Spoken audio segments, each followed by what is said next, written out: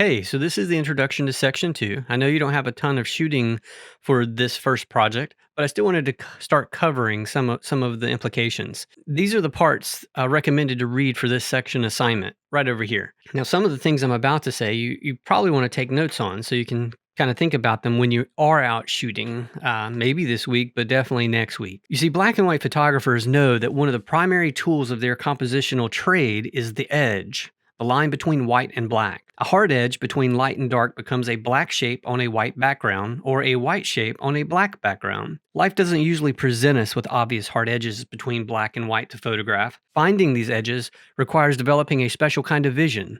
So what you should look for are strong, interesting shadows. So obviously you need to be shooting when it's, pretty crisp sunlight out there. The shadows themselves may create a hard line between the darkness and the light. Compositions that are monotonic. So if color is already mostly absent, then it is likely you can add light, expose, or add post-processing effects to create high contrast black and white imagery. Extremes between areas of brightness and shadow in a subject. If there are extremes between light and dark, then a composition may lend itself to a high contrast black and white treatment pretty easily in post-production. And even when you recognize a high contrast photographic subject, there may be additional work to do. So you'll want to consider positioning the camera to emphasize the edge or the delineation between dark and white areas. Use lighting to maximize contrast. Underexpose dark areas to make them blacker in the final image, or overexpose bright areas to make them whiter in the image. To compensate, you'll need to adjust post-processing in areas that you don't want to go fully black or white, and consider various post-processing effects to increase tonal range or to emphasize light or dark areas that you believe are important to your composition. Our expectation is that the scenes and objects in our world have color. So, for example, lettuce is green, a tomato is red, and an orange is, orange. We all know this. But when you're viewing an object in black and white, the object now speaks in metaphor. It represents an idea instead of a picture of an object. Therefore, the photographer can take advantage of what monochrome does best, namely present the underlying forms and contrasts. This is my favorite part of black and white photography. From the earliest origins of photography, black and white has been specially associated with landscape photography. The best landscape photographs have a purity of expression that meshes well with the sparseness of black and white. In addition, the simplicity and tonal range of black and white allows details to be brought out that would otherwise be camouflaged by the complexities of color. We will cover this in detail in Section 9 and Section 10 that will support Project 5 when you're actually shooting landscapes and urban skates. So to create interesting black and white landscape compositions, you should look for landscapes with varied textures and forms in the earth and the sky. Avoid landscapes where the interest is primarily in saturated colors. Try to create compositions that take advantage of the bold shapes possible in black and white, and then seek drama in the interplay between light and dark areas in your photo.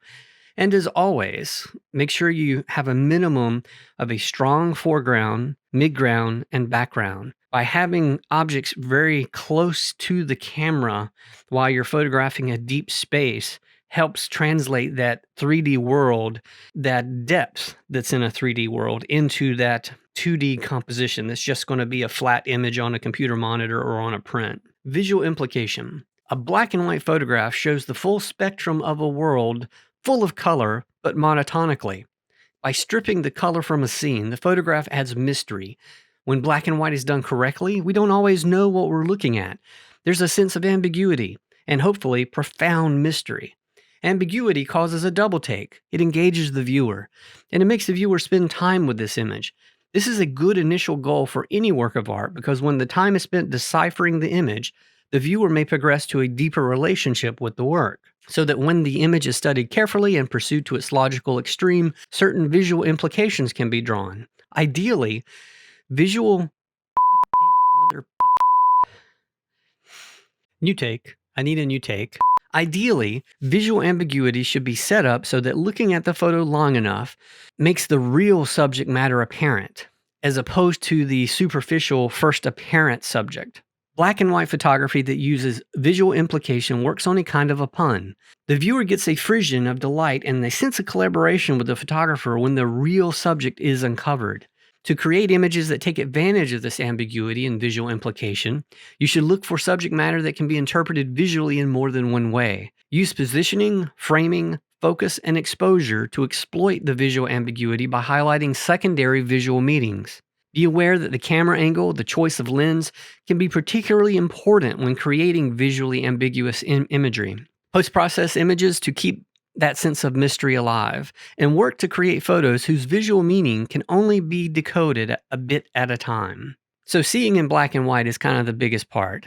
From thought to action can be a long journey, and that is if thought is learning the characteristics that are important to a black and white photo, and if action is the act of making a monochromatic image. My ideas about creative black and white photography are to look for positive and negative spaces, because sometimes these will create the composition.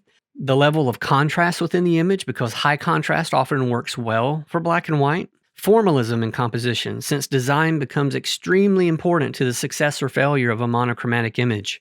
Once the broader concept is in place and one can see and recognize it, the next step is to actively plan your compositions and take actions to realize them. This is very different from just going out and taking snapshots of all the things that are around you.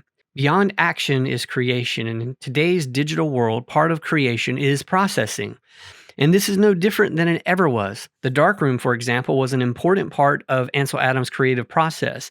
Ansel Adams actually said, once you take the photograph, you're only halfway done. So if a tree falls in a forest and no one witnesses it, has it really fallen? So a final step in the process of seeing in black and white is to edit and show your work. So go finish up your first project, share it with all of us so we can see what has excited you. So just so you know, as far as motivational speeches go, that's pretty bad. So end credits.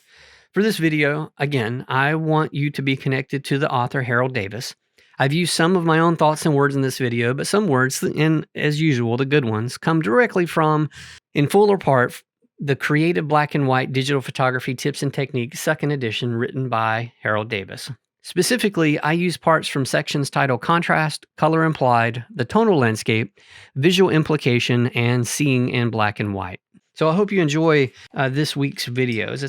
I think there are about 10 videos, only about 7 that are actually covering the techniques that total about an hour of actual watch time.